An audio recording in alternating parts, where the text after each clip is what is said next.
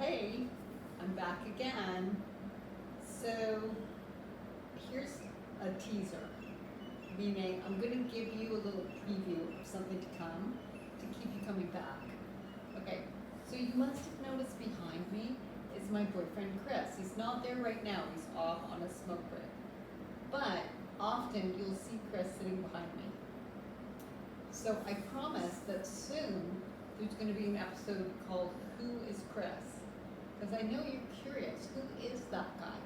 Who is that guy? She's a psychotherapist. She's blabbing on about love. Away she goes. Blah, blah, blah, blah, blah. Who is her flippin' boyfriend, for God's sakes? And that's going to be Chris. You're going to love Chris. Chris is from Texas.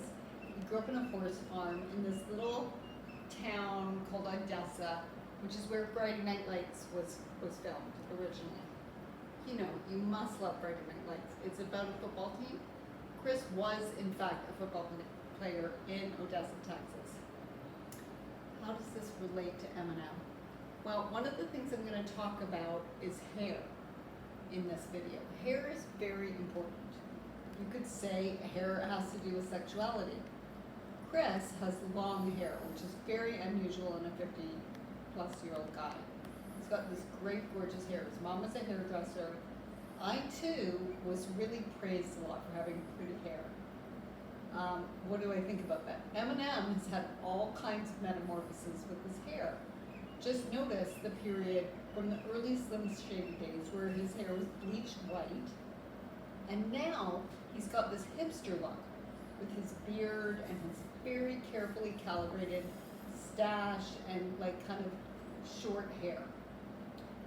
Very cool. I'm very interested in what's going on with that. Any new content that comes out about Eminem, I instantly run over to my computer and watch it. That's really what I have to say about hair. But at some point, Chris will pull his ponytail out and you get to see his beautiful long hair. Both of my daughters have lovely hair. I have an older daughter who's transgender. She has gorgeous hair. My younger daughter, Lucy, also with the beautiful hair. We've got some good hair in our family, is what I would say. What I want to talk about is rhythm and music and rap music.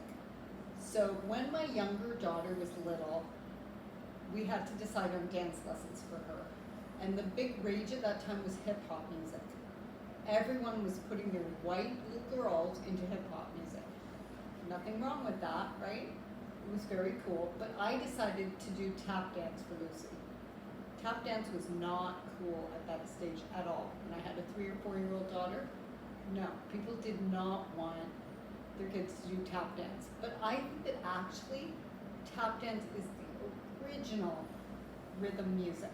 It's like African drums over here to tap dance. If you watch the early tap dancers, Satchel Paige and such, oh my God, it's the roots of rap music is in tap dance.